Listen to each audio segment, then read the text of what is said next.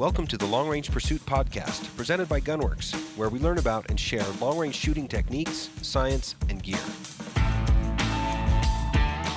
Well, Mark, glad to have you on the podcast today. We've had a long relationship. I think it'll be fun to kind of take a deep dive into your ventures in the outdoor space. Mm-hmm. So maybe what we can do is quick introductions, and then we'll kind of dive into your entry into this space. And then we'll talk about WTA and Gunworks and some of our projects at the end. Oh, sounds great. Good. Yeah. So I have Mark Peterson today with Worldwide Trophy Adventures, and we can talk about what that actually means. Yeah. But what it's meant to me is some cool tags that I've been able to put together and draw. That piece of your business is where I've really interfaced and worked with. Mm-hmm. So maybe you could just give me a quick breakdown into, what is Worldwide Trophy Adventures, and then we can start digging into some backstory and some history. Yeah, there's definitely like an onion, right? There's some layers behind it. So Worldwide Trophy Adventures, that's what everybody is front forward. That's what everybody sees. So the original pillars of Worldwide Trophy Adventures came from Cabela's Outdoor Adventures. We acquired them, would have been, 9 years ago now. So if I remember right, this is the program that Adam was running with the magazine and the experiences. So it's a little different. So this would have actually been, so Adam was at Club running the experiences and everything over on that side. Outdoor Adventures and Tag Service at Cabela's was different, and that was based out of Sydney. So it's straight up hunting. Straight hunting. Yeah. Hunting and fishing is what that was. Now, at Cabela's, the Cabela's Outdoor Adventure and Tag Service worked with Cabela's Club on the experiences and everything. So the OA and the tags would put the experiences together, and then they would market them through the Cabela's Club card, which is the same thing we do at WTA now. So we put all those trips, do all the legwork on putting those things together. Cabela's Club hosts them, and they market them to the black card members that they have over there. So that's one of the things we do just as a general part of business. So I drew a sheep tag in 2008 through the tags program. That's back when it was Cabela's. And you work with Eric, right? Eric, yeah. Yeah, and he's still there. He's still there. So he was the manager of tags when I acquired through Worldwide Trophy and acquired that, and he's still the manager today. But we still have a lot of the people that were there then are still there now, especially consultant-wise, office-wise. Like, they're all the same people. So I really like this service for me because frankly, I don't get into like the challenge of like seeking out and drawing the right thing. I just want something handed over. It's like, okay, you drew this, go do it. Yep. Right. Yep. And it's probably frustrating for your guys because I don't even want to talk about it. Like, I just expect them to manage it. I've told them I want high trophy potential. Mm-hmm. Every animal that I can apply for, I want to acquire points, and I want to win. Yep. And I probably talked to Eric 3 years ago on that, maybe as like a tune-up, but I hardly ever interface with them. Yep. And all I do is I just pay that fee, which you guys front all the application fees still. Mm-hmm. And it's like, so all I'm paying is just the service fee. 100%. And then if I have to buy a hunting license in Idaho to apply something or whatever. Yep. So and you guys have my card, and most of the time I'm not even touching that. So to me, it's a completely hands-off, white glove, application service. And that's frankly, that's what I need. Yeah.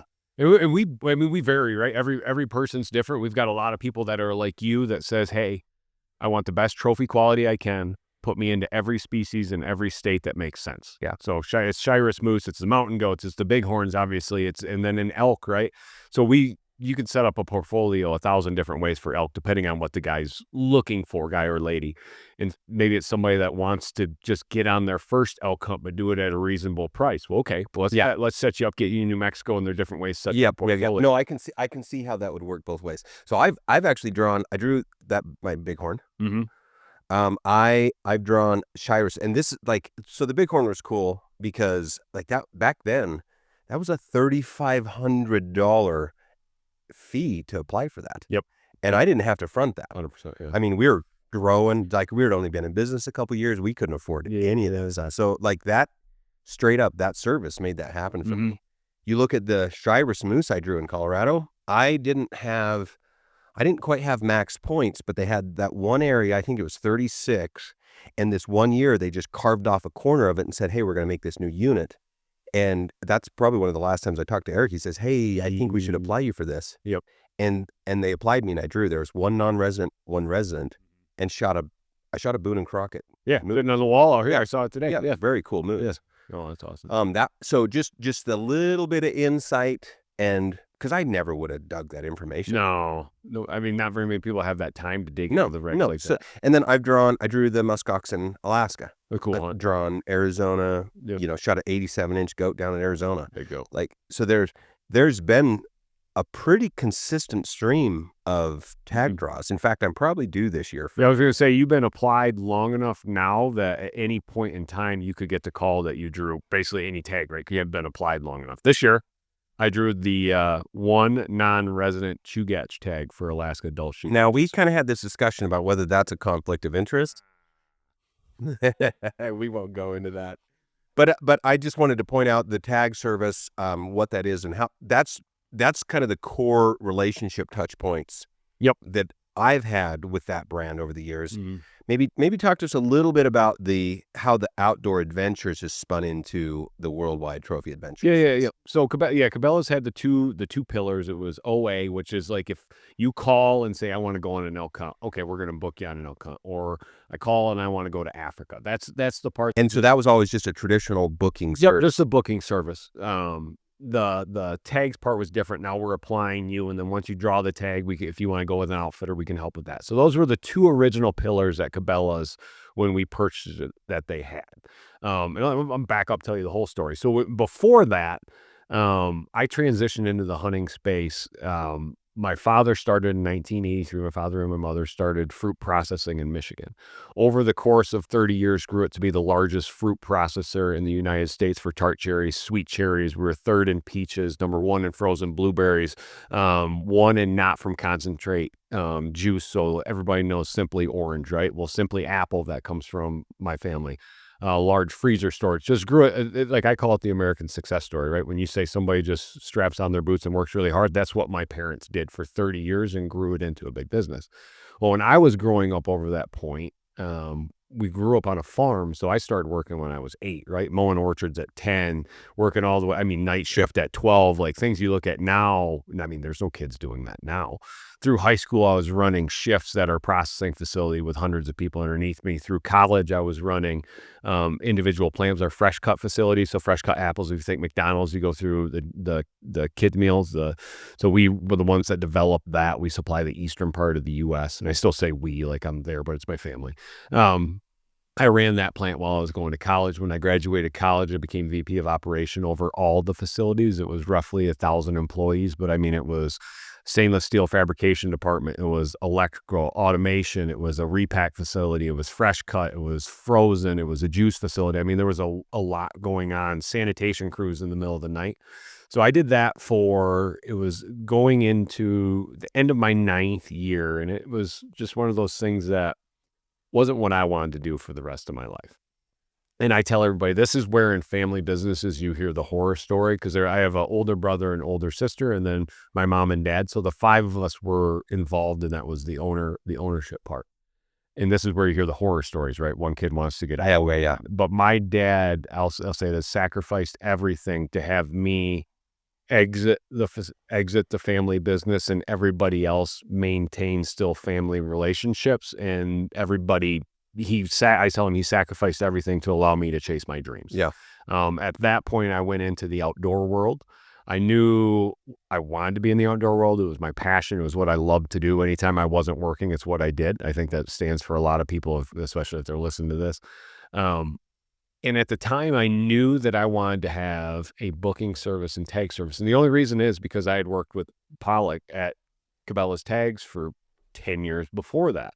And I loved the model. I love of not being in the field, because I went on enough hunts to realize, you know what, I don't think I could be a guide for the next 40 years.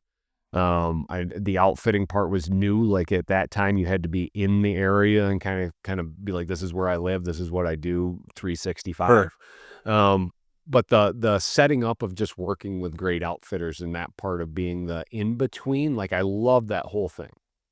So Well, it's actually I think that the idea of connecting the hunter to the right outfitter, like that's a great service to provide because there's not actually that many great outfitters. There's a lot of good ones. there's great, good, average, And there's a lot of people that are just crooks. Like that's the yeah. and they're all at the shows. That's what I tell everybody. You can walk the show, and if you want to go on an elk hunt and you go to this guy's elk booth, he's going to sell you on whatever. He's going to take 3 minutes and hear exactly what you want, and he's going to spin it that's what he's going to give you. Yeah. And you go to the guy next door, he's going to do the exact same And thing. and especially early on, like I learned slowly that just because there's an opportunity doesn't mean it's going to be what you want. Yes. And I learned to be really, really careful about what I decided to spend my time and my money on. Yep. And a lot of it, and a lot of the people, it was not the money, it's the time, right? I can't miss a. So any big failures in picking the outfitters that kind of drove you to maybe want to help facilitate that? So as I transitioned there, so the first thing I did, I tell everybody, was a completely wrong thing, and I highly advise against this, is I started a TV show. Completely wrong, because I'm like, I've been going on awesome hunts, and now I'm in the industry, I've got more time, I'm gonna go on these things and film. And you go to, I mean, people come to Gunworks a year that want to be sponsored for a TV show or something. Same thing that call us. I'm starting a TV show, and I'm like, that's great. I'm not gonna be able to do anything for you because I don't know who you are. You got 7 followers. I don't know. Yeah. At that time, it was like linear TV, still big thing. Digital was, everybody talked about it. Nobody knew what it meant. So I started the TV show, and we'll go have conversations with companies. They're like, come back in 3 years when you've been around. I'm like, yikes, 3 years. Okay. So I was doing that. And at the same time, I was introduced to 2 guys out of St. George, Utah, that had started this boutique booking agency called Worldwide Trophy Adventures. And I talked to these guys and went, man, this sounds perfect. It's small, it's boutique. I can wrap my hands around it. I know what everybody's doing. They're just 2 people. So I purchased that. That was my first thing. Small investment, but just got that. And literally right as we were starting to rock and roll with that, giving them things. And I took what I had learned from the tag service, and we started our own float and everything, which is a pain in the ass, right? To get a financial loan. Oh yeah. Because now all of a sudden you're like, okay, how do we float tens of millions of dollars of people on these hunts? Because it's not like we're sitting there with that cash in the bank. Oh yeah. So that whole part of the behind the scenes is a pain in the ass as you start that up. Well, finally get that, and it was like, I kid you not, 9 months after, we were just rocking and rolling, and Pollock was the one that called me, and I was sitting in a tree stand in Saskatchewan looking at what would eventually be the first outfitter I ever purchased. And we were up there because it was just waterfall, and they got 10 bear tags, and it was like, okay, waterfall hunt, and then we hunted at night. And he called me, he said, hey, CEO just came in here and said they're putting us up for sale. You're one of the 3 guys I'm calling to let you know. And I remember getting back to camp that day, and my dad was with me, and I told my dad, and he looked at me and he goes, if you're serious about wanting to do this, we have to go and get it. Yeah. So fast forward, it was like 2.5 months after that, we were closing, and I was sitting in Sidney, Nebraska, across from everybody at Cabela's, and it was just me on one side and they're over there. And I'll remember this because I was flying, and I'm used to the fruit processing, right? You meet with a McDonald's or a Mrs. Smith and these type of Walmart, you're in a suit. So I'm flying to Denver in a suit and they're all blue jeans guys. And I remember Ralph Castor called me and goes, hey, just so you know, we're pretty relaxed around here. You're gonna see a lot of blue jeans and maybe a polo as a dress up. And I'm like, I got no other clothes. I show up I got this dress suit, and then I got sweats, right? Like that's what I got. So I show up in this, and I'm the only one with a sport coat, button up shirt. Everybody's like sweatshirts, t-shirts. And I'm like, okay. But it was cool. And I remember I sat right across Ryan Watchhorn. He was VP of merchandise at that time. So he was, number 3, basically in line from the top. He sat there and he looked at me and goes, I don't agree that we're selling this department. I think it should be attached to Cabela's forever. And you're going to have to really convince me that you're going to be able to handle this with everything we went in there. And then Grace Frankie was the accounting person. She was sitting right next to him. And I'm like, oh man, this guy's an ass. And I sat there and I was me. Now he's your number 2. Yep. Now Ryan's the CEO and Grace is in charge of accounting and rock and roll. But like at that time, I was just myself. found out we were awarded the bid, closed before the year was up. 2 years later, I found out I wasn't even in the top 3 for the bid as far as the amount that I put in, but I was the one that they said, this is who we want to lead this going forward. It's so interesting how relationships work out. It's like the fact that you were on the short list, right? You got invited to participate in that. I mean, just that right in itself is that magical connection. You go look at Ryan Watchhorn. It's like before that transaction happened, we actually had a connection with him because he bought a product from us. Yeah, like he was a huge. So there was a small crew of people there at Cabela's that were customers, and so we had this connection. And so you think about how that little connection's built into our relationship. 100%. Yeah, it's very interesting how the industry works. Yeah, well, Ryan was the one I know he tried for a long time to get Gunworks rifles into Cabela's. Yeah. Tried for a long time. He did. And we actually got a few in and got a thing started, and it just didn't work. But but no, it's funny how those just little connections work and do that. But yeah, fast forward after that. So now all of a sudden we went from being small and boutique to being the largest in the world. Just like all of a sudden it's January 1st, and now we're the largest, right? So it takes from learning as I was growing to now we're really jumping into it. But the big part is that the team of Cabela's stay. It's the Eric Pollock is still there today. It's the Jason Berger is still there. They Grace in the accounting. Eventually, when Cabela's sold to Bass Pro, they offered Ryan a spot to move down to Springfield, but Ryan's whole family's from Sydney. He's born and raised. That's where his farm's at. I mean, he's not moving. It's kind of like me where I live in Michigan, right?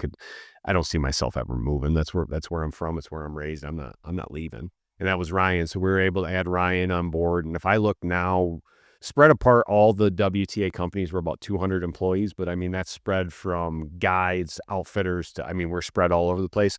In Sydney, we're about 50 to 60 strong. And if I had to break that down, all but 2 are ex-Cabela's employees. So I don't think very many transitions, acquisitions occur without hiccups. Yeah. The fact that you were able to keep most of the team there intact. Yep. I think that was probably a big part of that working for you. Yeah. The team, and then being able to add Ryan was that higher level guy that now took, okay, this is what we're doing. And now also we have our owned outfitters. Yeah. So now we've got 13 owned outfitters between Canada, US, and Mexico. These are ones that we own. We book for about 550 outfitters around the world. If you call, and some of the times it may fit right that it's an outfitter that we own. Sometimes, it's not. So we'll book you somewhere else. So it seems like there's only so much inventory in hunts to go around. Yeah. So like when there's high demand, like everybody's going to get booked. Yep, exactly. And that's good. It's good and bad, right? During COVID, you saw it with elk hunts. Everybody wanted to go on an elk hunt during COVID. Like you couldn't find an elk hunt. So now it was like, if we had an elk hunt, it would go in minutes. And we would still get some and be like, man, this just is not a very good elk hunt. And we wouldn't do that, but yet they would still put them, like somebody would go and buy that from the outfitter and then, not have a great experience. And it's all about what the person wants, right? So if somebody calls us and you're going to talk with a consultant that understands. Well, I want a Boone and Crockett trophy for half the going rate. That's what I want. That's what everybody wants. That's what everybody wants. But we break it down by what do you see it? If you're going on an elk hunt, what do you see? Is it a horseback hunt? Is it tent based? Is it lodge based? Is it vehicle driven?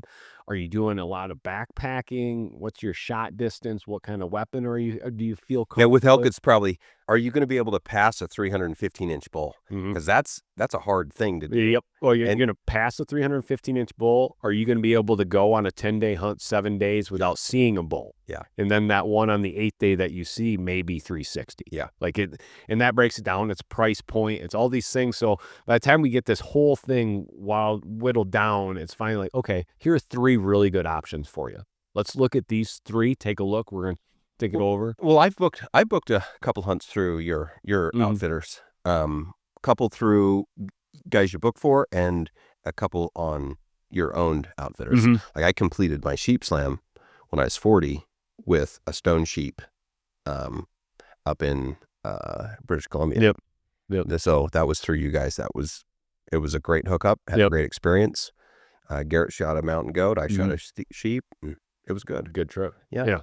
Yep. No, that's so as we've grown business wise, our bread and butter is OA and tags. We now have our owned outfitters. We've added some other things. We've got AVs, which is a waterfall clothing line, and that all fell together through mutual contacts. We have Buck Bourbon, which is the largest deer attractant line now.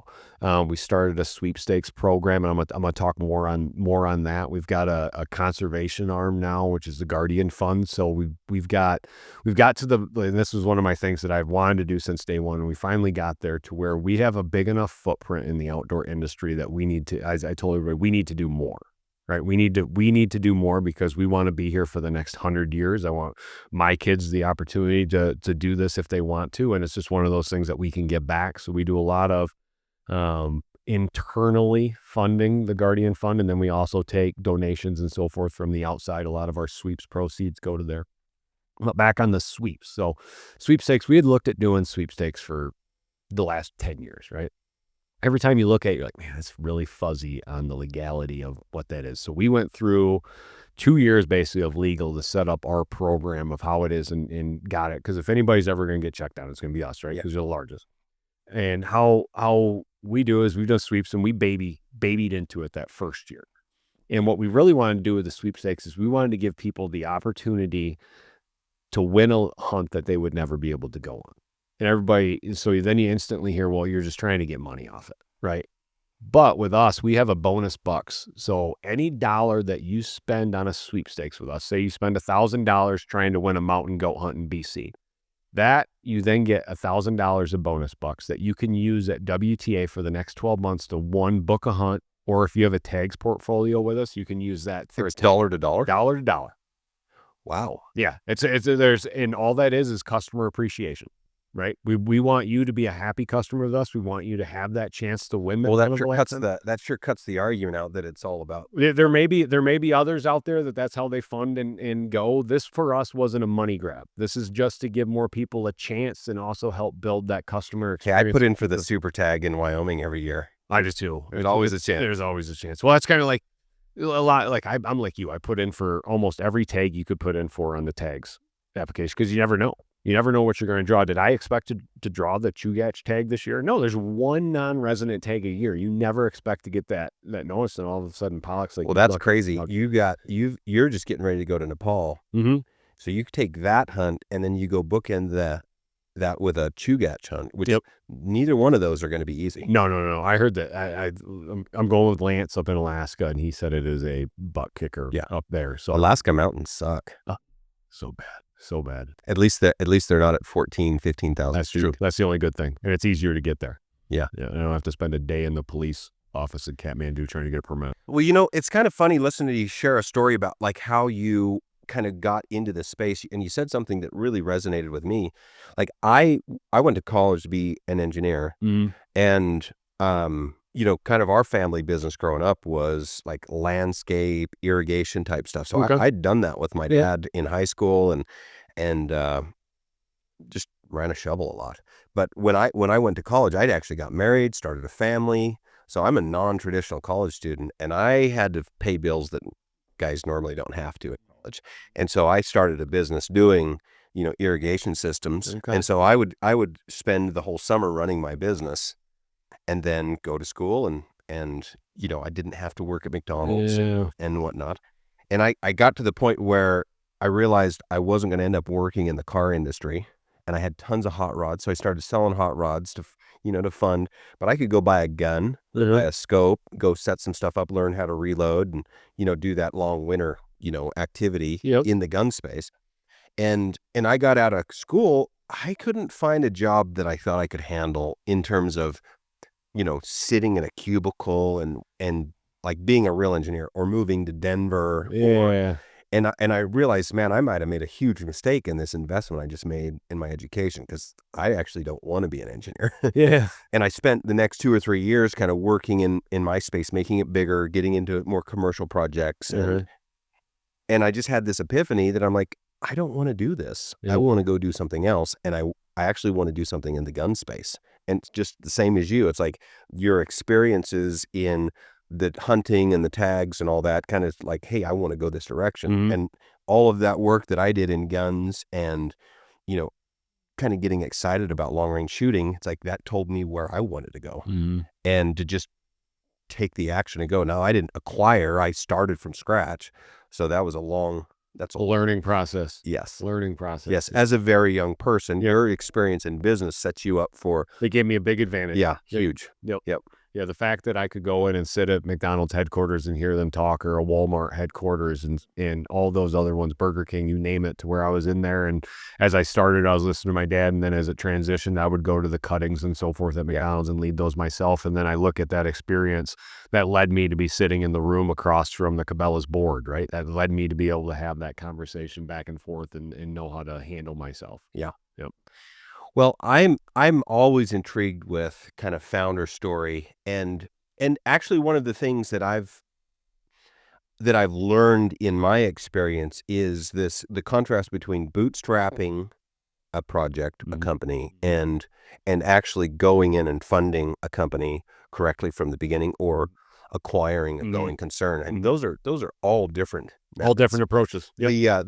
The Buck Bourbon, that was almost a startup, wasn't it? Yeah. So George Cummins, who worked for me at Salt River at the time, he had this idea of coming up with a deer attractant. And the number one thing, so he told me it's Buck Bourbon, and it's the whole thing is from bourbon waste, right? So you do the squeeze and you got this mash after. And he told me, and I'm like, well, I know the whole mash process from what we did on apples. I completely 100% get that. And on the apple mash side, I can tell you what, deer hammer that too, but there was this moisture that you could never get rid of. The bourbon mash was lower in moisture, so it would be able to be shelf stable for a while. And the name was the one. When he told me, he goes, Buck Bourbon. I'm like, gosh, that's a good name. And he's right. Well, and the fact that it's coming from the mash. It's coming from a bourbon mash. And it started in Kentucky, In right? Kentucky, on the Bourbon Trail. So, like, the lodge that we have in Kentucky, if I had a better arm, I could throw a baseball from that to Four Roses Distillery. I mean, we're right on the Bourbon Trail. So he told me this, except the only thing, I'm like, man, that deer attractant market is oversaturated. I mean, you could go, there's deer attractants all over the place. So this is where I'll fully admit a story. This is where you have to learn, right? He came to me and I said, no, George, I don't want any part of that. Cause right. What was he looking for? He was looking for some funding, and how does it work with everything? This is my idea. And I told him, I said, I don't think it's going to work, George. Great idea, but I don't think we want to get involved. We're just still growing everything at our core, owned outfitters, OA tags, making it what it is, growing it. It's the outdoor space, but it's different. Like it's a product. Yeah, you're going to have to go, service. You're going to have to go to a retail. There's a lot more involved. And what George thought we could do is build this big facility, do it ourselves. And in the back of my head, I built multiple processing facilities. I'm like, we can't fund that. Can't do that. We can't store that. Like there's no way we have that kind of funding. So I told him no, and he went and bless his soul, he went and found 4 other people to go. So there were 5 of them that started this up on year 1, and they got it out there, and I grabbed a bag and I tried it. I'm like, dang, this stuff works like no other. So now all of a sudden you got great name, a great story, in a product that beats everybody else's. I'm like, holy smokes, this thing's going to go. So a year later, and they were having some funding trouble. And I said, Ryan and I talked, and that's when we got involved with that WTA and bought the majority stake in it. And that's when we've, over the last 3 years, grown it to be the largest. But it was really George's idea, right, by name, by product into it. And one of the catchy things is he comes with all the names, right? So we've got a mineral, I call it On the Rocks. Everything spins off. Nice.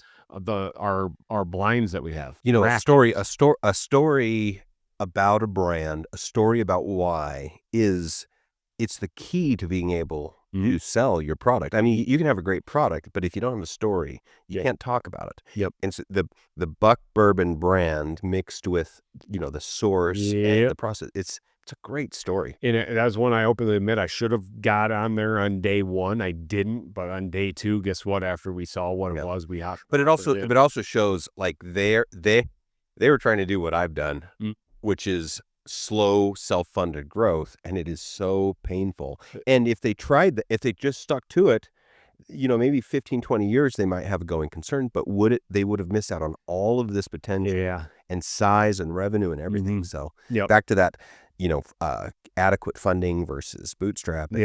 And that's where I watched my parents grow up. They bootstrapped everything. The building they originally bought, they bought at an auction. My dad went there to buy some apple boxes, came home with a processing facility because it went for so cheap, right?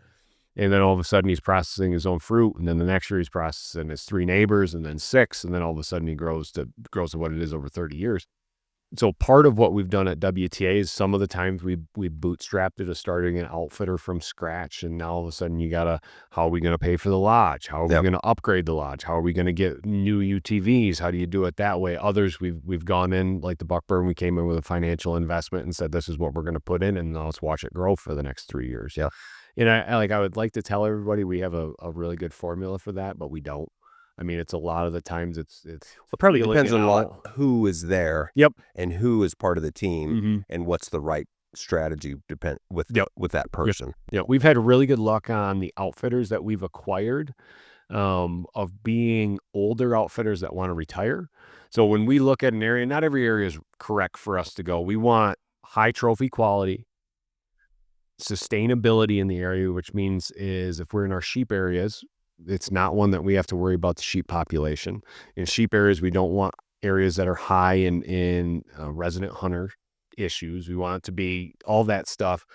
And so far, we've been able to help people transition and retire and either keep that person on for the next, like Limmer, who you hunted with. Yeah. He was going to retire. Now he doesn't want to retire. He's like, this is great because you know why? I don't have to worry about booking the hunt. I don't have to worry about the accounting. All I get to do is I get to go and hunt. This is great. That's the thing that brought a lot of those outfitters into the business is they loved guiding people and they loved that time in the woods. Yep. And most of them don't like the business side. No, and then all of a sudden, a lot of guys, it depends on what you do. You got to be on the show season for 3 months a year, and then you got to the accounting part. It's a pain, right? For people that don't understand it, if they get fairly big and have 60, 80, 100 clients, I got to bill them to get their money in. I got to make sure they got all the stuff. I got to bill them again. And it seems simple to say that, but by the time you have 80 different people you're tracking down addresses on, and if you think about a lot of these people, they're out with horses every day. They're gone out of service for weeks on end, and it just gets there. So we've had really good success there on either keeping the outfitter that was there or taking their number 2 that had been groomed. And if you think about that number 2, a lot of them they work from the bottom all the way up. They don't have the money to be able to buy it moving forward, but are ready to be in a manager type role. And how our owned outfitters work with the office and everybody the office handles their schedules, and the outfitters are kind of spoiled because they don't have to deal with the scheduling that much. They don't have to deal with the accounting people there. They don't have to get the people. They don't show up the arrow up, and guess what? I'm going to make sure from the second you arrive, you're going to have a great time all the way through until the end. Hopefully you get a great trophy, but your meals, everything like that's going to be taken care of. And I call it controlling the controllables. And that's different for every outfitter. So if you're in BC on a stone sheep hunt, controlling the controllables are different. Can't control the weather, but I can control the tent that you're in. I can control the food that's there, the horses that you're on, the tack. I can control the plane ride from when you arrive to get to the field. These are things that I can control. Now in Saskatchewan, if you're deer hunting, now I can control the lodging. I can make sure the food's over the top, right? It's not a freeze-dried meal. And you've been on enough sheep hunts to realize a good freeze-dried meal and a bad freeze-dried meal. Like that, you may not think of it beforehand, but day 7 up on the mountain, you know the difference. Now, in Saskatchewan, if you're just getting plain meal, like a meatloaf or something like that, or if you're getting steak night and all these things, like I want to control the controllable. It's nice. On those kind of hunts. It's nice to eat really well, but not too well. Yeah, we probably end a little too well to where it's like, man, this is really nice. I don't know if I want to go home. Dessert every nice. Yeah. So when we can do that and control it, we do a lot of that. Yeah. Yep. Yeah, and with the booking for outfitters, you have a little less control, and so do you guys have a nice feedback mechanism so that when you put somebody in camp, you're finding out, hey, how did they do? Yep. So you can kind of keep a little internal score on your outfitters that you book for. We do that 2 ways. So we have that one client score on how the outfitter was. So after you get done with your trip, we've got 30 questions, a couple page thing for you to answer, and that reviews both the outfitter, but it also reviews our consultant that sold the trip. Because I want to make sure that when you went on that trip, that our consultant 100% explained everything to a T of what was there. Because if we don't succeed at that, we lost. Were they able to represent correctly? Correct. Yeah. Yep. Cool. Correct. When they explain the quality of bulls, when they explain the numbers, the lodging, what to expect from the guides and so forth. We also, from the outfitter standpoint, take feedback on the clients, because a lot of our clients, everything we do is we want to keep a client with us, right? We want to make sure that you have no reason to ever look anywhere else. Just use us. We want to make sure we offer everything that you would ever need. Yeah, it's way easier to sell to an existing client. Like you look cost of acquisition. Yep. Yeah. But we also get feedback then from outfitters to where, because we're not necessarily in the field, and this guy may be sick. Random example. Guy may be 65, says he's in great shape and shoots well and can see very good. Well, now we get it from the outfitter that this guy can't barely make it from the truck to a blind or can't shoot very well in bad sight. So guess what? Now as this guy calls back and is looking to go on a mule deer hunt, well, now all of a sudden the consultant's like, well, he may say that this is what he wants, but judged on our experience, these are going to be his best chances of success in what he's going to want to do. So the more you book with us, we really fine tune on both sides, and then everybody's happy. Yep, then everybody's happy. That's cool. And I tell everybody, so everybody asks, well, what's the difference if I book with you or if I go with somebody in the show? And I mentioned earlier that guy at the show is going to sell what he's got, right? You may not even be interested, but that's what he's selling. If you come in, you hope that's what he's selling. Yeah, but he and now all of a sudden you book with us and you go to an elk hunt in Utah. Well, if John Smith books with us and he goes on that elk hunt, you're not John Smith in that camp, because that outfitter some outfitters look at a guy and say, I'm only going to have him once.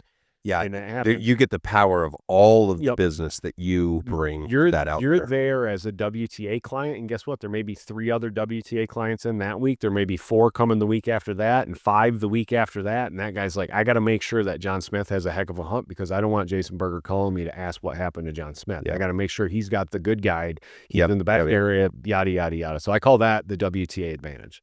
So when you go to somebody, and that's even international, same thing in the Africa, Europe, these places that you go, we send a lot of clients there, and it's the same thing. I got to make sure to take care of this, because the outfitter looks at it as, if I work with WTA, I don't have to worry about getting 100% of the clients myself. And the clients that they send are great clients, and I know about the client in advance.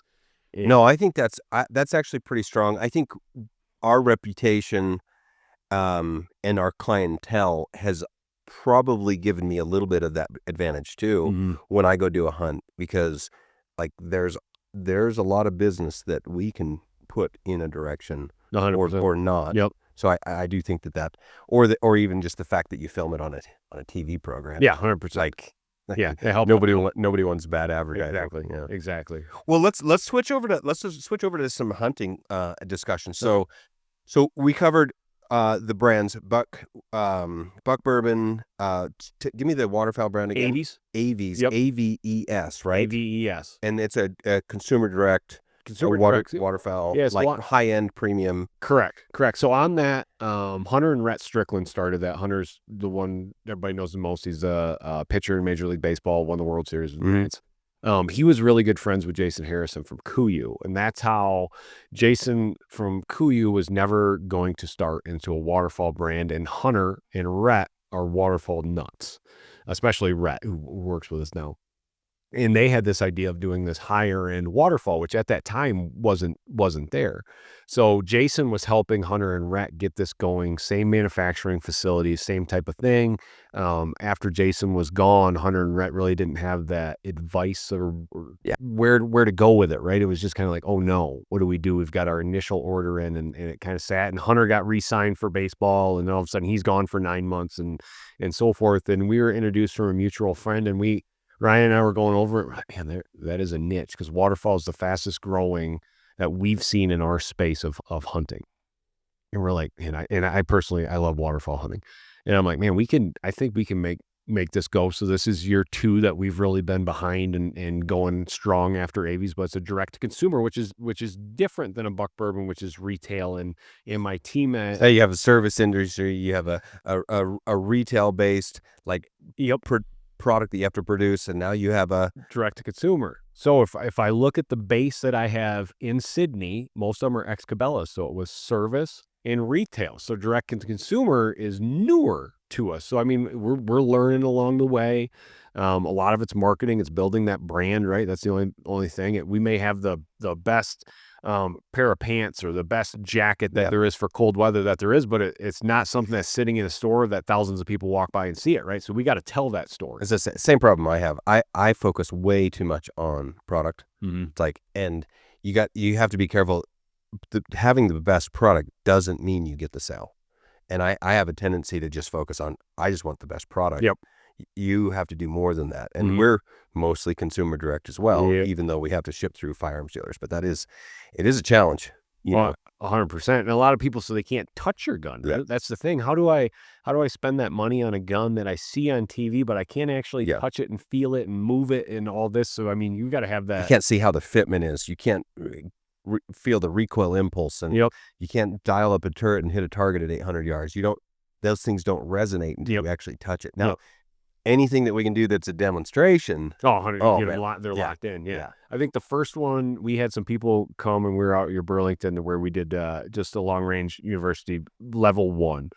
And we put some of the clients together from WTA and went out there, and you hear beforehand, like, I'm just here to kind of learn. Expensive. It's so expensive. I'm never going to buy one of these. I just remember the guy the last day, he's like, I'm selling. I've got my wife already listed these on Facebook Parkflake or something like that. Like, I've got them. I'm selling it. I'm buying this gun. I want this gun. And I remember the guy's like, this is just a range gun. We can't sell this. This has had 4,000 shots through it. We've done the barrel on this thing multiple times. I want that gun. And he brought him back here and he picked out what he wanted. And it was awesome to do that. But it was all because he was doing things in the field that he never thought he'd be able to do with a rifle. It's a paradigm shift. Yep. Yeah. No, consumer direct's really a big challenge, especially when you can't advertise. All right. We can't advertise anything digital. It's so frustrating. Yeah. Okay, so there's two brands. We've talked about the booking and the tag service. Yep. What other brands are under this umbrella that you've put together? So they're individual outfitters. So we've got Sheep Outfitter in Alberta, BC. We've got Moose, Stone Sheep, Mountain Goat, Yukon. We've got Caribou up there. We've got Moose and Dull Sheep. Colorado, we've got all the species in Colorado. We've got a lot of the leases there. Really big mule deer, Eastern Plains. I'm sure. Have you hunted Eastern Plains before? I've gone with Mike. Okay, my brother. Okay, yeah. I bet. Okay.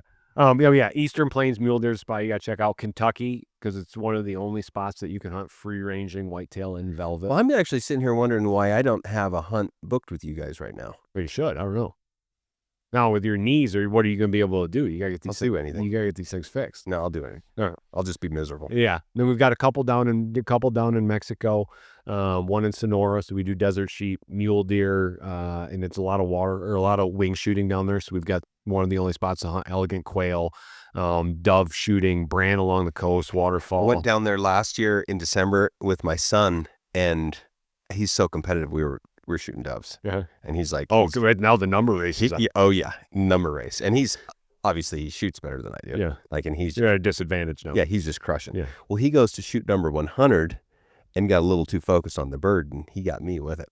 Oh, no. Yeah, I had to squeeze a couple pellets out. I'm actually going to have to go get one cut out of my eyelid here. Oh.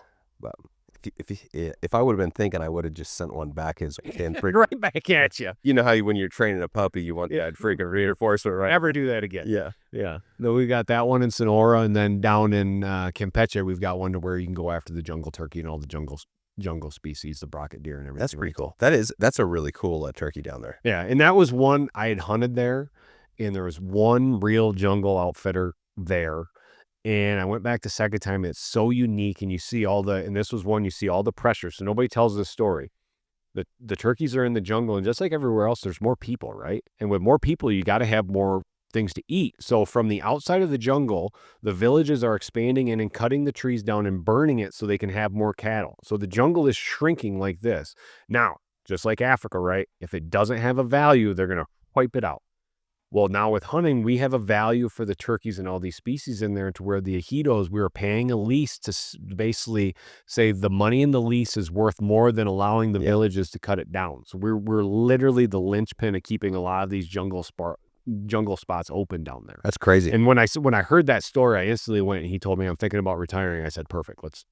work a deal here because I want to be able to control this. I want to make sure this is here for the next 40 years. I want to make sure it's done right, marketed right, and I want to control it. And that's what we've done. Yeah, I think a lot of people don't realize how much hunting and placing the value on the species contributes to conservation. You go to Africa and look at like across that entire continent. Yep. What hunting means for preservation of species. It's huge. It's and all of the antis and all of the animal lovers, like, which don't really practice what they preach. It's like we love animals more than anybody. 100%. Like we're vested in making sure that they are preserved and protected, and we spend big bucks to make that happen. Yeah, somebody goes on a photo safari over there, spends $2,200 versus going on a big safari and spends hundreds of thousands of dollars. Huge. And it's unless you've been there and seen it, it's so tough to come back. And even hunters in the U.S. that frown on those type of hunts. They've just never been there. Now, some of the hunting in Africa is not for me. Yep. Let me rephrase that. All hunting and shooting is for me. Mm-hmm. Some of it isn't as much of a challenge, doesn't have as much draw to come do it again. Yep. Because going to South Africa and chasing valleys for bushbuck or big kudu, like, or the free range out in the Karoo, it's like that's a different experience than north on put and take. Type places. Yep. I mean, different. So you have to realize what you're going after. But that free range hunt in the Karoo, like, there's nothing in the West that can touch that. Exactly. In my opinion. Yep. And the beauty thing about Africa is if you like to pull the trigger, you can pull the trigger a lot. Oh, I love pulling the trigger. The first hunt I did in Zim, to where it was a true African safari in the middle of nowhere, the first time Dad and I hunted in South Africa was an awesome experience. Loved every part of it. Big kudu, all that kind of stuff. But the first true safari, I mean, I was hooked. I could instantly see why you go back to all the older generation of hunters that would go there and be gone for 4 or 5 months and live there. And you're like, if I wasn't married with kids, I would be here in a heartbeat. Everything about this I love. I love everything about wilderness hunting in Africa. Yeah, and that's why Tim Harold on our team's been there 40 some times or whatever. Like, he loves the red dirt of Africa. Yeah. And depending on where you go, just the people as well. Like, the culture, the people, the experience, all of that. Yeah. All now, of that. I gotta throw something out here. You guys changed the game for me on African hunting because I used to bring 2 rifles. Anytime you travel with 2 rifles, it's a pain. Yeah. It's a pain on the paperwork side because it's twice as much now when I get to Africa that a number could be off. It's twice while I'm traveling the whole time. Most of the time it's 2 gun cases. So now I got 2 gun cases and a bag. You can't do it. Like, the whole thing to and from the air, you can't do it. So it's this whole thing. You guys came out with the Skull rifle, 375. Ever since the first time I brought that, and then I think when I had a 7 mag at the time, I brought both of those, and I ended up just using the 375. Yeah, but it's 400 or 500 yards all day long. It's all day long, and that's all you're going to get in Africa. You're not shooting 1,000 yards to where I'm going most of the time. So now all of a sudden I bring 1 gun. I just have to switch between softs and solids. I don't worry about anything. And the other one is you can only bring so much weight over there for ammo. So now all of a sudden you're bringing 2 different calibers. I'm cheating on which one I think I'm going to use the most. And just with that, it just takes it completely away. It completely, in my mind, for people that travel to Africa and hunt the bigger game stuff, completely changed the game. If you're looking to the only thing with the Skull is it's just light enough that if you ever do have to shoot prone, you want to pay attention. I mean, sure. Yeah. I mean, you can come back, it can bite you. Yeah. Sure. Yeah. No. But that cartridge, it's crazy. That cartridge, if you look at all of our shooting data, because we shoot in the tunnel at all recorded, so we have group size on everything. You look at all the shooting data and you average over the lifetime of what we've done, the 375 Ruger actually shoots smallest groups out of everything that we chamber. Everybody I shoot in front of Africa is amazed when I shoot that gun. And it doesn't matter. I was just in Tanzania, so we did Masai Land in Tanzania, so we were shooting out from 450 yards to 25, right? You're shooting little dicks that at 25 yards that you're using solids, because I mean the whole thing is like this, all the way out to wildebeest at 450 yards, right? And I mean all it is just range and dial the turret, and it's all over. And the guys are like, "This is amazing! Like, this, just to have 1 gun and be able to do this." Yeah, no, that's a fun trip. I did that one last year. That was pretty fun. Yeah, I didn't understand the whole license issue. So I only wanted to be there for a week. Oh yeah. And so we bought a license for 7 or 9 days or whatever. And I get over there and like, okay, let's shoot everything. And they're like, no, you have to buy you got to buy the big license for it. And nobody explained that to me. If I would have booked through we would have had it all set up. Yeah. That's what. Yeah, every country in Africa's got their own little niche of how to get more profit out of it, right? And Tanzania is one to be able to open up a la carte to everything, and they know if you want a Garanuk, right, got to buy a 21-day. And I'm okay with that. I just wish I would have known going into it, because the truth is I would have shot maybe double the animals. 100%. Did you go to Maasai Land? Mm-hmm. Oh, you were? Yeah, I went with Harpreet. Okay. Yeah, Maasai Land's special. I was able to get a feel for that herd buffalo hunt. Like I have in my mind's eye, I have one of those once in a lifetime buffalo, like in my scope. And I had it right there. And there was a split second, like a half a second difference between actually pulling the trigger on it and not. And I was just that much behind. And it was so big and it was right there. We moved in a couple different ways and finally got that shot. And it just. And you think it's going to be there forever, and then all of a sudden. Well, I mean, I shoot pretty fast, but I just needed to be a little quicker on sticks or set up fast or whatever. But it was cool. And now I have that experience and that memory, and it's just anchored in there. And it kind of pulls you back to do that again. You mentioned something good there, experience, right? And that's what I tell, kind of like when I go here, every time you guys show me something, like today, Mitch showed me probably 20 things that I didn't know, right? Of shooting off a tripod and all this stuff. And I tell everybody, if I can retain 2 or 3 of those every time I come here and keep those to every time I get in the field, I'm a way better shooter. And same thing as a hunter, right? There are a lot of things you can read about, watch on TV, but until you actually experience and put it in your memory bank, you're not going to be successful on that first time. Like the first time you get a buffalo up there, there's that hesitation, right? Because there's 30 of them. Am I on the right one? Am I doing it? Am not? And then they gone. Because when you explain that, all I could picture was you're on the sticks, you're waiting for the confirmation that it's the third from the left or whatever, looking slightly here, and then all of a sudden you're there and you're like, it's on, and as quick as you thought that was going to happen, he's turned and he's 8th in front of these other ones, and you never see him again. Which is exactly what happened. No, I think I actually, those experiences, it informed me a lot. Like I was trying to add up how many animals I've been able to hunt and be successful or unsuccessful at. And I've almost built our entire training course over failures that I've had in the field. It's like when I would teach our courses, it was always by example. It was, hey, here's this scenario. Let me explain this. And then here's the concept that I learned out of it. And here's what you need to do so you don't suffer the same humiliation and failure. And I think the same thing goes from the hunting. It's like I would hope that your consultants have an opportunity to go hunt, and they're all hunting guys. And they've gone to places that suck, and they've gone to places that are great, because that really informs you.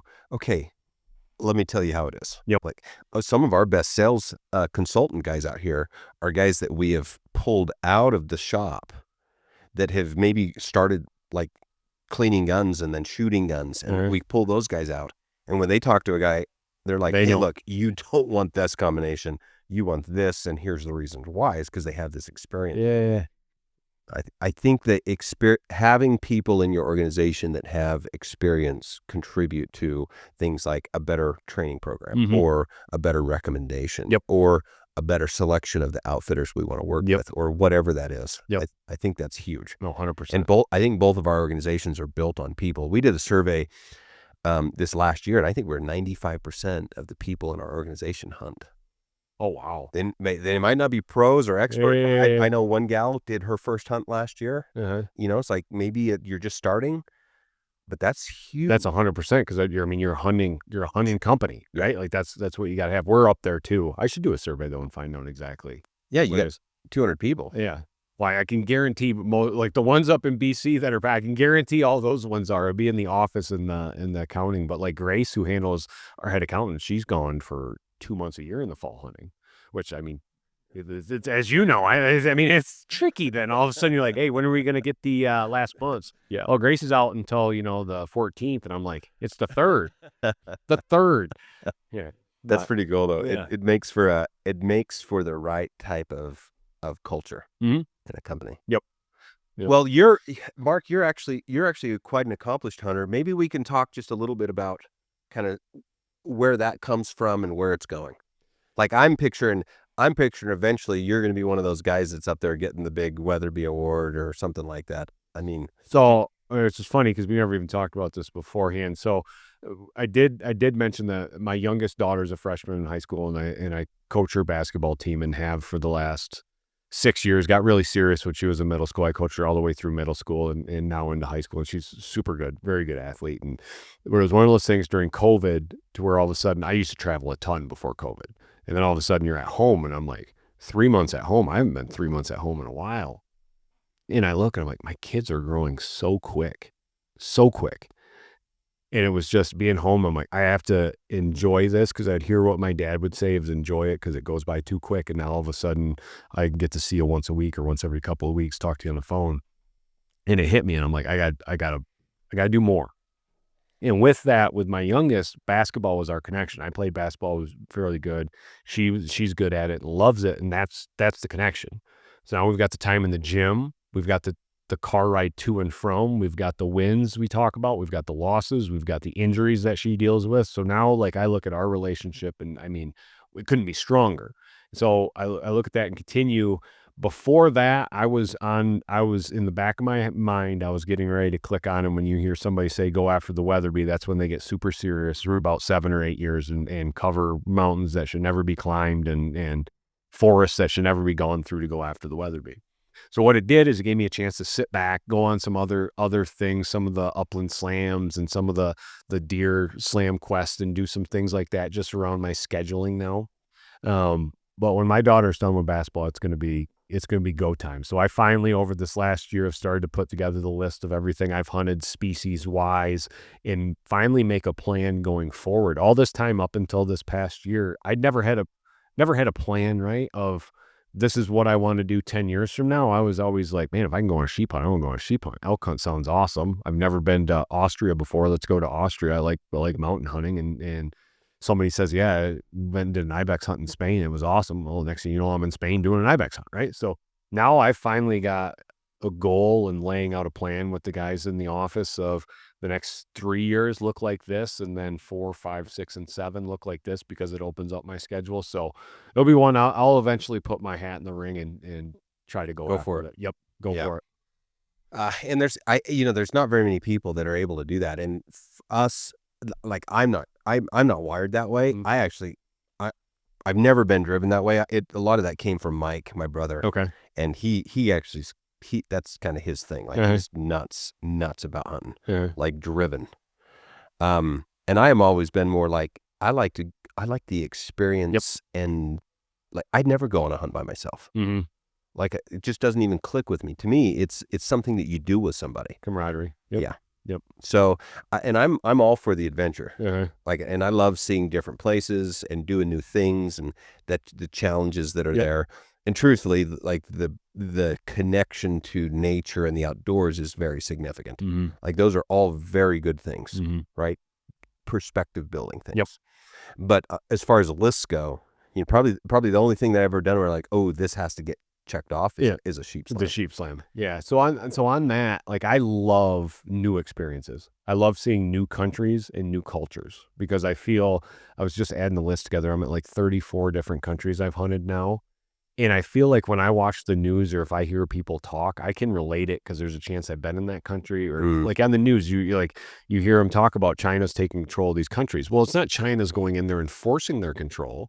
China's built the infrastructure up around there and now has the mining from it because they built the roads and everything. That's what they're talking about. And I've seen that. I've seen it in South America. I've seen it in Africa. I've seen it in the Middle East. China is doing that 100%. I've seen it in those countries that they're doing that. And I can relate to that because I've seen it there. Well, like when I was hunting turkey this past year and I was, when President Trump got elected to go number 47, I was on a mountain over there chamois hunting when I finally got the alert from Fox News on my watch that he had won. The reaction of the people in Turkey were more exciting than here because they finally realized the U.S. is going to be strong again. And that means we're not going to have these wars going on in Syria with on their border or Russia to the north. And you hear that world perspective. So it's hunting, but you also gain that. And I feel like it makes me a better educated, more rounded person. And that's all part of what I love to do and travel to these crazy, unique places. But think about how much better your business is because of your experience. Mm-hmm. Yeah. And people looking to travel in odd, unique spots or travel with a gun, even the questions I get on travel with a gun, and then go back and help the consultant. And I'm sure you've been a guinea pig. Oh yeah. To kind of open something up and said, wait a minute, this isn't for us. Or 100%. Hey, look, here's another thing that we can offer that is exceptional. Yep. So and we've been blessed to be in this space, to be working in this space to where this is actually what our work is. Like that's pretty very hard to have. It really is great, isn't it? Yeah. To where I always get the question, I could never imagine myself doing anything else. Like a bad day for me, like right now is I literally deal with hunting stuff until about 2:30. Then I go into the gym and I coach and then coach games or whatever. During the regular part of the year, I'm either talking hunting or I'm doing it in the field. And the bad day is I'm reined in a sheep tent. Like that's the worst part of what could happen. And I mean, at the time you're like, this is terrible. And then in hindsight, you look like, that wasn't too bad. It was an experience. You lived through it, made you tougher. So you got a little. I don't know. There's one trip to Alaska where if I didn't have a Kindle, there probably would have been dead people. Yeah. So, I mean, even that's funny how it's changed, right? Like my first sheep hunt I went on, I had one book. Like that was it. And I read that book 3 times. Oh, wow. I mean, just wearing it. No, I remember taking some paperbacks and some, yeah. But this past year when I brought my muzzleloader to BC on that stone sheep hunt, and I had everything to get down really small if we had to, and then Dawson, the guide's like, well, we're gonna be able to get some extra stuff up to where we're gonna base camp, and we may spike from there, but you can bring some extra clothes and stuff. Now my iPad and dark energy chargers go right in there. So now at night it's like, the little enjoyments up on the hill of a day of misery mean a lot there. For sure. Yeah. Well, I the checking out the list to me, like that's not in my life goal. Like being able to fly to a hunting. That would be like a life goal for me. But for you to use my weapon that we've built in this facility that my team has put together, that's my sense of satisfaction. If I can be the go-to guy for the people that are chasing these checklists, right? And they can count on me to provide them with the equipment that will help them be successful. That actually gives me a lot more satisfaction. 100%. I want to be a part of those checklists in that fashion. Well, you 100% are for me. And I mentioned the skull rifle for Africa, right? That's a big deal for a traveling hunter that's going to hunt Africa a lot. The other one's a muzzleloader. I'm going after the Super Slam with my muzzleloader. I'm 14 into it now, 2 sheep. Super Slam's a 29. North America 29.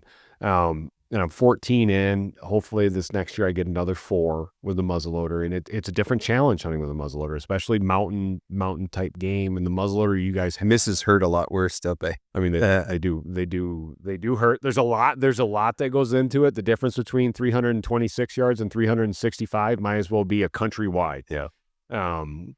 But the satisfaction of making a shot on a stone sheep with a muzzleloader at 300 yards, which 10 years ago I never thought would be possible, right? And now I show up into the field of these places and I'm like, oh, I've got my muzzleloader, and instantly guides are rolling their eyes. Not quite as bad as archery, but and then all of a sudden they're like, no. And they're like, well, what do you feel comfortable with? I'm like, you get me within 300 yards and let me get set that it's not a rush situation. I'm very confident. Above that, I need everything to be right. I need the wind not to be hustling. I need to be prone. I need the animal completely broadside. To where I told you that story to where I missed in BC. It was because I didn't re-range. But that's where you're talking about memory, right? Instantly, as soon as I missed and I sat there and Dawson, the guide, re-ranged, and he's like, it's not 326, it's 365. And I'm like, I shot underneath it. Yeah. 100%. I mean, just right underneath where it was standing there, just went right there. And I'm sitting there and I'm like, why didn't I re-range? Now, when I got a chance at a sheep later in the hunt, did I re-range after he stood up? 100%. And it was about 10 yards different, right? Before it was 30, that time it was 10.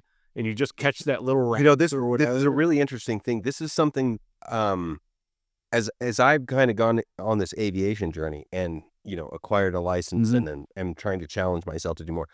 I've actually learned more about shooting and shooting instruction and some reasons why some things happen. Because in the aviation thing, one of the training techniques that they do is they'll saturate you with tasks until you're no longer able to process the information and stay in front of the things that you need to do to be successful. Gotcha. And I think some of that is like just teaching you how important it is to stay ahead of the game, and also kind of teaching you what your limitations are. Yeah. But the difference is the same thing happens when we're shooting, but there's only this micro window. It's maybe 10 seconds or 35 seconds or 50 seconds where everything compresses and all this action happens.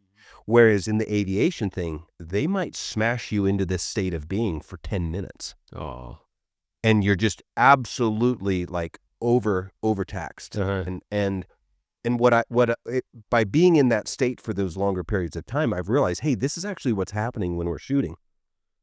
And so how do we, in that state, how do we either anticipate, right, and stay ahead of the game, right? And that's everything that you do in like your pre-shooting checklist, et cetera, to the actual when it's go time, how the things cascade into the correct outcome. Yep. And I really think that's a big part of the training program, is understanding how you are limited in your abilities when it's go time, and building systems and then also responses that help you run in that system 1, system 2 area of thinking. Yep. And I just love that space and understanding more and more about how to be successful. But I can just think back a half dozen situations where I failed hunting because, I didn't follow the checklist, or I didn't, do the steps the same way every time, and just get overwhelmed and overstressed and overexcited. Yeah, it was one of those things I guarantee it won't happen again. Now, with a rifle, you wouldn't even have noticed, right? 40 yards at that distance with a rifle, you may hit a little low, but it's all over. With a muzzleloader, it might as well make a football field difference. Yeah.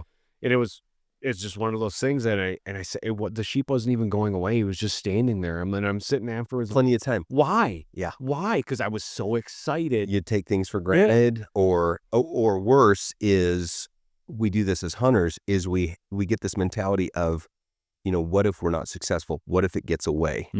Or it's getting away. And that pushes you outside of the routine into a rush. Yep. It was one of the things, hindsight, there was no reason to rush. Like, but in my head, it was over because we had to stalk about a half-mile side hill in front of where those rams were because there was no other way. When we made it past that, in my head, it was over. The rest was there. We were within 350. I was going to be rock solid. It was over. We just had to get there. And in my head, the rest was it. And then all of a sudden after, it went from it to the worst feeling that you could possibly have, and just head down mad. And there's nobody to be mad at except for myself. Like and of course the walk back to Spike Camp was 6 hours long, right? So you're like just sitting there and you get mad, and then you're like, nobody get mad at but me. Everybody's quiet too, right? Like camera guy's quiet, guide's quiet because they don't want pins and needles. And I'm like, listen, it was 100% my fault. I'm going to own it. I'm going to live it. I'm going to be on this mountain until the hunt's over, grinding till the end. That should have been it. You guys were. Yeah, the only way to come back is you have to be successful. Yep. It was one of those things, like it was for me, it was, you guys did 100% right. Thad behind the camera, you were there. You got everything. Dawson, you got us into the exact spot we had to be. You guys knocked it out of the park there. That one is solely on me. For a little thing of not checking my rangefinder a second time and moving it a couple clicks, that was it. But then in my head, I'm like, I'm not going to do that one again. I will guarantee that. It'd be nice to learn, the school of hard knocks without actually having to do that. Yeah. No, but that's all part of sheep hunting too. I go back and I'm like, man, the highs and lows of sheep hunting are like no other in the field, because you've exerted so much energy in the field. It's a big financial push to get there too. So there's a lot risk. There's a lot there that's going on. And then in aviation, we call that external pressures. Yeah. Oh yeah. Right. Yep. The psychology is wonderful. It really is. So how long have you been flying for? Only 2 years. Okay. 2 years. Okay. Like I just got my ticket last March. I did I put 150 hours on my 182 last summer after I wow. got my license. Wow. I flew a lot. So where were you flying to? So I did some trips, some really cool stuff, like over Yellowstone, which is kind of nerve-wracking a little, right? Because there's a lot of places you go down. It's not good. Yeah. But over Yellowstone, so there's sand dunes over in Idaho, Okay. Idaho Falls, Rexburg area. Their music festival over in Driggs. My wife's mother's in Twin Falls, and then we did some of that backcountry airstrip camping. Okay. That was freaking awesome. Going south, there's Moab for some 4x4 stuff. There's Page with the Lake Powell and houseboat thing, and then my wife's grandmother is in Camp Verde. That's my longest single flight. That's like 4.5 hours down to there. And then we actually took the airplane hunting last fall. Went to Venator's place in Oklahoma. Okay. That's actually a 2-stop spot because it was so far away. That was pretty fun. Oh, that's pretty awesome. Yeah. No, what was the click that like I'm gonna get my pilot's license and do it? I've always wanted to do it. When we first started this business, I owned my house. I had maybe like $150,000. I sold out of that construction company. And I'm like, I'm all in. And my wife, I must have talked about it enough that she did this, but for my birthday, she went to Choice Aviation in Cody and got an application to sign up. And she signed me up, and she had the check there, and all I had to do was sign it and mail it in, and I was in. But we were 45 minutes from the airport. We were just starting this business, and I looked at it and I'm like, because it's like $10,000. I'm like, oh man, that's so much money. And I basically wimped out, and I bought her a set of cabinets for a kitchen instead. And that was the right choice, because just the commute and the travel probably would have made it difficult. Yeah. And so when we lived in Otto, Burlington area, and I built a really nice home there in Burlington, out in the desert, on the edge of the desert. And again, 45-minute commute to Cody. And then we sold that place, with the big housing thing and low rates. It was an expensive enough house. The low rates helped us move it. Okay. And moved to Cody.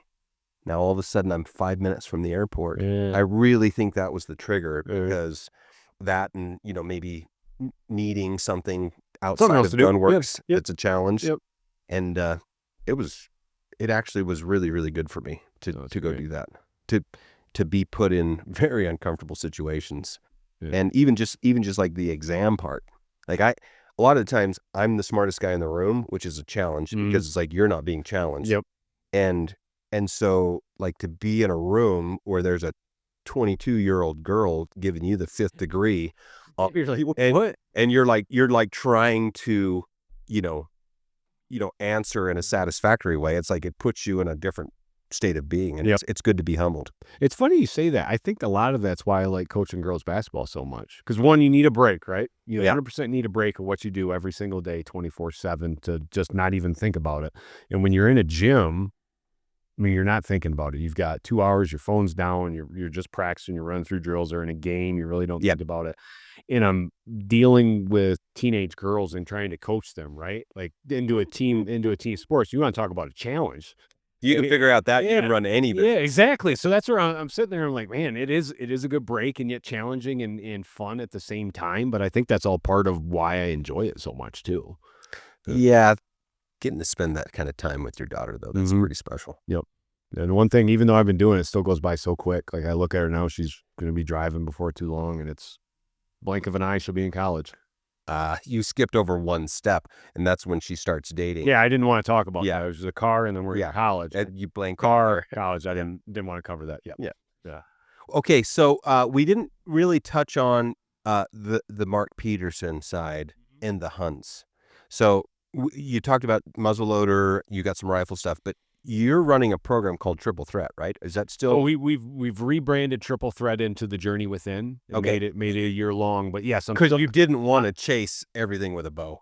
I'm still going after it. So that's why you see sometimes I've got a muzzleloader, sometimes I've got a rifle, sometimes I've got a bow in my hand. As I'm going after everything else, I'm trying to get to what I consider the Triple Threat, and that'd be the North American 29 with 3 different weapons. It'd be a bow. Has anybody done that?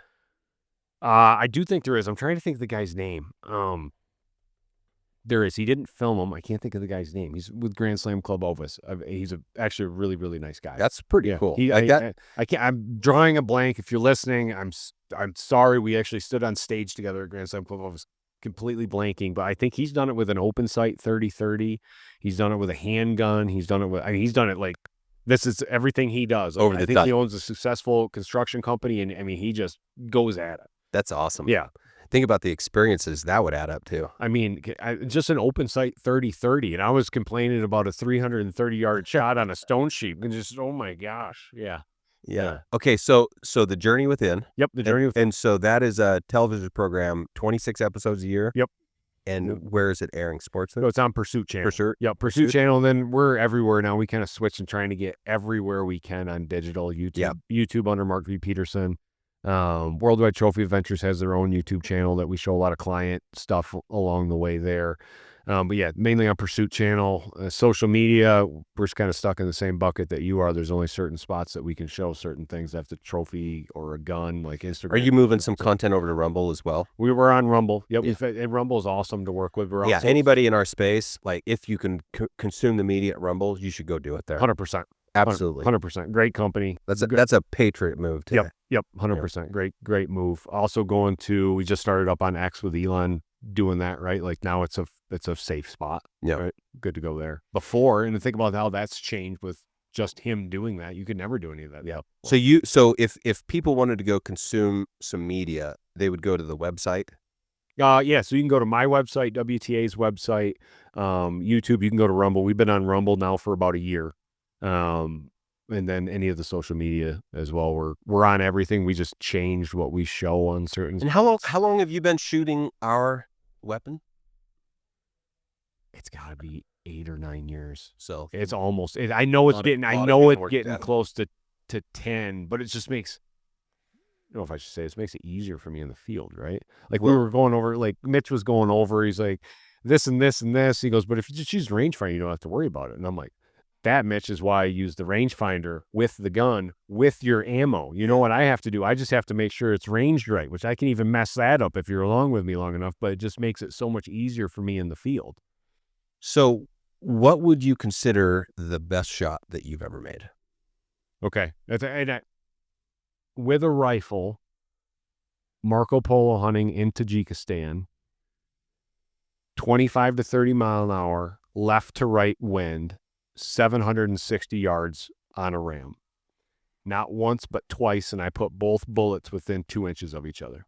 And it wasn't the off the hood. It was we got down, and that's why it was such a long shot. We were down working this valley, big group of rams that we spotted, and there was one gorgeous ram. And now all of a sudden, it's kind of like that Africa thing with the Cape Buffalo, right? You get down, and I'm shooting prone, and you're like, which one? 7th from the right, down 6, then you're like, and you're up there in the scope, and you're like, I got it. Now you're on them, and like moving, stopped. Looking left, looking right. Okay, now we're on the same one. Now it's range, adjust, and it's, where am I going to put this thing at for the wind? And I hate... You had an old BR2 rangefinder? Yep. So did you go to the menu, and it gives you your... I did. Old school. Went old school. And I just... Shoot for the fade. Yeah, I went for it, and I'm like, man, this just feels right. And I let it go. And it was poof, down, and he stood up, and the guys are cheering. They're like, you hit him. And they're like more shocked than anything. He went down. They're like, he's back up. And I instantly just poof. Nice. And the guys just went ballistic, right? Like they hardly ever see anything like that. But that was probably, I'd been in the field a lot that fall. And like I've been shooting the gun a lot. I felt like it was an extension literally of my arm at that point. That had to have been probably, 5-6 minutes of wind? Yeah. It was so in that case, your crosshairs are off the animal. And it's one of those things I tell him, I hate him aiming off the animal. I know it has to be done, but just in my head, it's tough for me to do that. I much better feel if it's a couple minutes and I'm looking, I'm like, okay, it's right at the front or it's at the butt, and you get a little bit more. So we have this scope product, the Radical. Mm-hmm. I don't know if you've looked through that yet, but so we have the scope product. When you look through that scope, you have your reticle, it's first focal plane, so you've got minute of angle and all that, but there's a heads-up display in there. Okay. And we do the same compensation. If it's 800 yards to the target, you dial the turret and the display updates until it says 800 yards. Through the scope. Through the scope. So it's doing ballistics in real time. Okay. Like on the fly. Okay. And I, this is one of those things where it's like, okay, so we did something really, really cool and really, really hard. And what's the value? Because, a ballistic turret and a good correction rangefinder gives you the same result. Yep. But one of the guys was hunting with this the other day, like one of my product managers, and he was hunting Aoudad. And basically, he said this scope was perfect trying to pick an animal out of a herd. Because as animals are moving and you're updating your ballistics, you don't have to break away from the scope. So you can keep the sights on the animal, keep looking through, and make your adjustments for the different ranges without having to get out of the scope. You stay with and then find the animal again. So once you found him, you stay with him. Yeah. And that's a big part of getting out of the scope, right? Yeah. To adjust. Now you're like, where did he go? Yeah. Because all of a sudden he was in the opening. Now 2 small rams or whatever came in front. Yeah. Right. So if I had to sum up like my product, philosophy or innovation, pathway, it's essentially been spending time in the field, failing and solving a niche problem with another system. Mm-hmm. You go look at our rifle stock design and the geometry that exists there. Every single line on that stock was developed for a certain purpose, and we've optimized that and made it work. And finally people are coming around, and you see, like, I think about 60 or 70% of the guys out there are copying our stuff now, which they've realized that there's engineering behind this. It's not just about looks. Yep. But if you look at from the stock stuff to the ballistics to the systems, everything that we do is about trying to find that corner case where you could have a failure in the field and trying to engineer that out with a system that makes it really easy for the customer to find success. To me, that's what the hunting experiences are for, is to explore more corner cases. Exactly. Garrett did a great job when he was walking through the facility today of kind of explaining how you've changed and done, and this is the reason why we've done this, and we took it to here, and he did a very good job of explaining how you got to where you're at. Yeah. I love building businesses, and I love the story of your business, and I love actually partaking of the products that you have. And like I said, I don't have a current hunt booked. I need to get another hunt booked with you guys. But the tags and everything, and I really appreciate the relationship we've had with our products. And we promote your tags and you promote our rifle systems. It's great. We go together very good. Our clients are very much like. So I got one last question for you. Do you ever see yourself retiring? I actually predict dead by heart attack by 55, so I don't think so. Yeah, it's going hard until 55. No. I've had the same question about like selling our business. Well, first of all, you actually have to make profit. Yeah. Or nobody gives a shit. Yep. This. I actually am so focused on creating new and driving and building that, if you look, I've been doing it for 20 years, and if I keep the trend up, it's going to take another 20 or 30 years to even get anywhere. Yeah. So, no, I think there's just way too much work, way too much fun, and way too many problems to solve. Yep. And I just don't see it. That's how I kind of am too. I get that question a lot of, what are you going to do? And I'm like, I'm going to do this till I can't do it anymore. You're probably not going to be going to Nepal. No, that's why I wanted to get this one out. I should have went 10 years ago, but I'm going to do it. I'm going to do it now, which is, the guys have been great here because I'm on a carnivore diet trying to lose some weight before I go on this thing, and they've had to adjust everything for me. So thank you for that. Yeah. Watching you guys eat donuts this morning was a little tough. I didn't have a donut. Okay. I didn't have a donut. I think Mitch had one as dessert for lunch too here. So yeah, you did that. Yeah. Well, I appreciate you taking some time to visit us and to do a tour. I love showing off what we've built, my team, and the work that we put into this. We've created a lot in a short space. And the time here at our podcast, it's like, it was great hearing some more story from you about how you founded your business and where you've gone with it. Yeah. So congratulations on that, and good luck for that next 20 or 30 years. Thank you. Well, I hope it starts with a couple of pictures from Nepal for you guys with the Gunworks in it. So awesome. Well, be safe on that trip. Thank you. Thank you. Yep. If you like what you're hearing here, please take a second and give us a 5-star rating and a positive review on iTunes or on your favorite podcast app. We appreciate your feedback and suggestions for topics you'd like discussed or questions you want answered on the podcast. You can reach out on Facebook or Instagram or send us an email to podcast@gunworks.com. Also, be sure and check out our full offering of long-range gear at gunworks.com. Use promo code LRP for free shipping on any order.